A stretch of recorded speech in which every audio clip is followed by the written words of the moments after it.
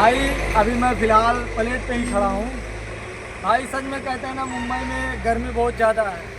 भाई सच में आप वहाँ देख सकते हैं, मैं अपना गाड़ी लगा दिया हूँ, लोडिंग चालू है। अब भाई ये रहा जो ये सबसे ऊंचा था, यहाँ से भाई आप लोग देखोगे ना तो मतलब कितना हाईवे दिखेगा। तो भाई मैं भाई फ़िलहाल अभी ब्लॉग बना रहा हूँ। तो अपना एक दोस्त है वहाँ पे, हंस रहा है मेरे को देख के। तो भाई इधर दिखा, भाई इधर दिखा, अभी देखा, इधर दिखा, गाड़ी लोडिंग हो रहा है, अपना गाड़ी इधर लोडिंग हो रहा है।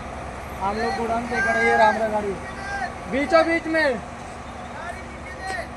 भाई अभी पीछे ही लगाना पड़ेगा गाड़ी, 1 मिनट। अरे बोला कर, बोला कर।